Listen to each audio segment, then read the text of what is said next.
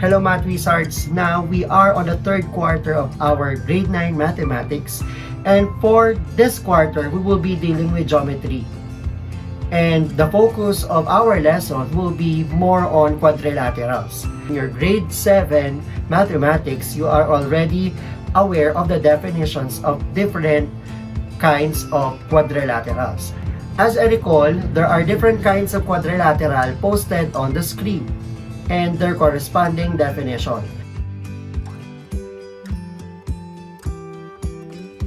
We will be dealing with those definitions for us to identify and prove the different properties of each quadrilaterals.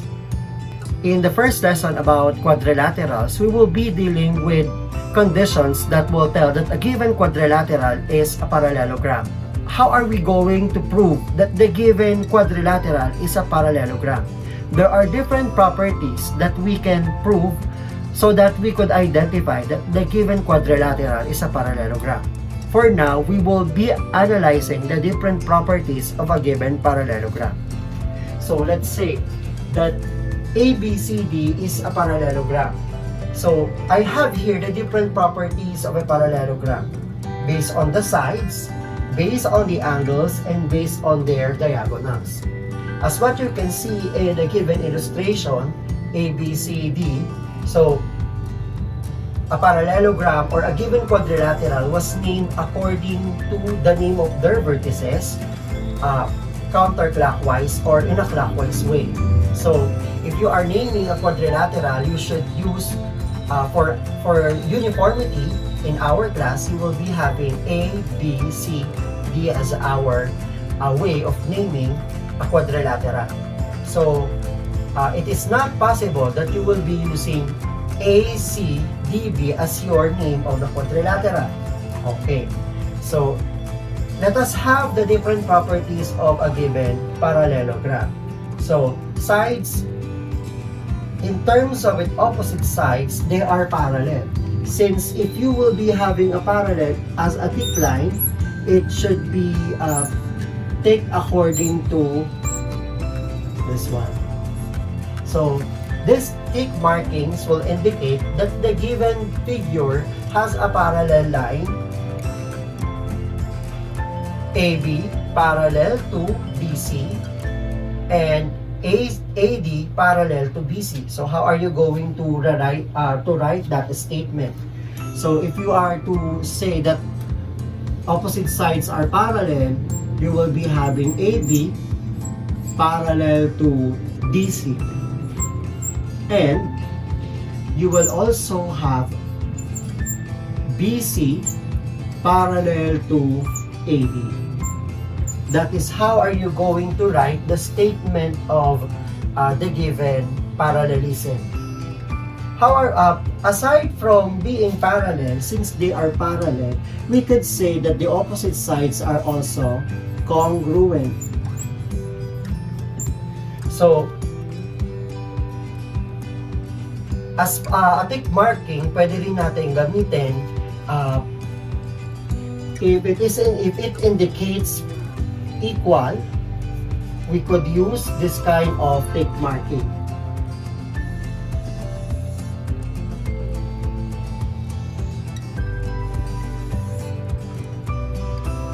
So we could use this one. So if they have the same tick marks, it means that they are congruent. So how are we going to write a statement that are congruent? So let's say AB is congruent to BC.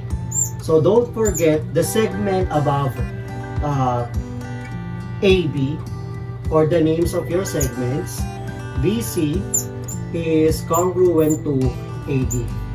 So what do we mean by congruent? When we say congruent, it means that they have the same side, the same size, and the same shape.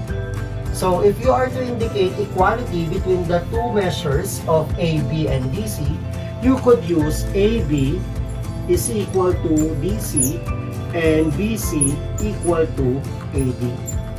So these two sets of statements are different from each other. One is congruent, indicating that the two that the two segments are equal in size and equal in shape.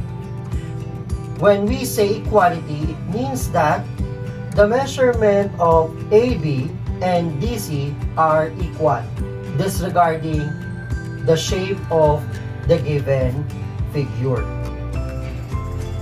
So now let's move on to angles. When we are pertaining to angles, I use the symbol like this one.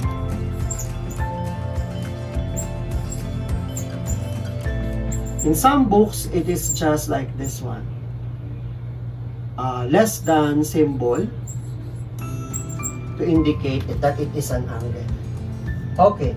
So for me to make it different from an inequality sign, I will use this sign. Okay.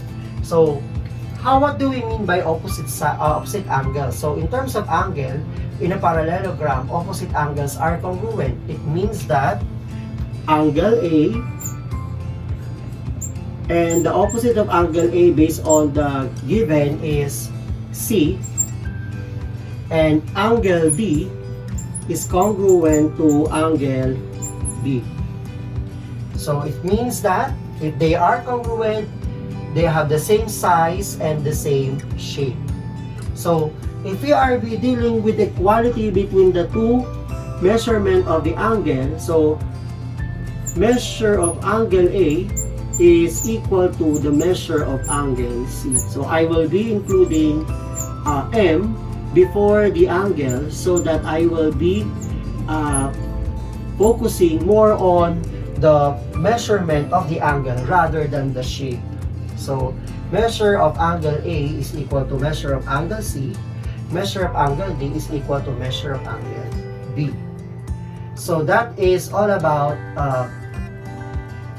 the angles, opposite angles of a parallelogram. How about its consecutive angles? What do we mean by consecutive? If we are pertaining to consecutive, it means that yung magkasunod. So angle A and angle B are the two consecutive angles, and angle D and C are consecutive angles as well. So it means that they are supplementary. So meaning that the two angles are equal to 180. So measure of angle A plus measure of angle B is equal to 180 degrees. Measure of angle B plus measure of angle C is equal to 180 degrees. Measure of angle C plus measure of angle D is equal to 180 degrees. And measure of angle D plus measure of angle A is also equal to 180 degrees. So that's all for our angles. So if in terms of angles, opposite angles of a parallelogram are congruent, and consecutive angles of a parallelogram are supplementary. So now let's move on to the diagonals of a parallelogram. If you are to draw the diagonals of a parallelogram AC and BD, and let's name the intersection of the two diagonals as X, you will be having two equal parts in AX, which is, let's say AX is congruent to XC, and DX is congruent to BX. So meaning that this one, AX is equal to XC, and so gamitin natin tatlong tick marking, and for DX is equal to XB. So that is how will you make a tick marking in a diagram, so or in a figure. So in this case, for us to indicate equality between the two segments, we can just have AX is equal to XC, DX is equal to BX. Okay. If in a given quadrilateral, we could also, there are two pairs of triangle that are congruent. So when we are pertaining to AC as your diagonal, we will be having triangle ABC and another triangle which is CDA. They are both congruent. So it means that a diagonal makes in a parallelogram, diagonals form two congruent triangles. Okay, so don't forget to associate that A is corresponding to C, angle B corresponds to D, and C corresponds to A. There is another triangle that are congruent to each other. So when we are now pertaining to BC as your diagonal, you will form another triangle, which is triangle DAB and triangle BCA. And the two triangles are congruent. So, improving, or if in a given quadrilateral, these are the conditions. So if in a given quadrilateral, the opposite sides are congruent, therefore we could say that the given quadrilateral is a parallelogram. Or if in a given quadrilateral, you have the opposite angles that are congruent, then we could say that the given quadrilateral is a parallelogram. Or if in a given quadrilateral, the diagonals bisect each other, then we could prove that the given parallelogram, the given quadrilateral is a parallelogram.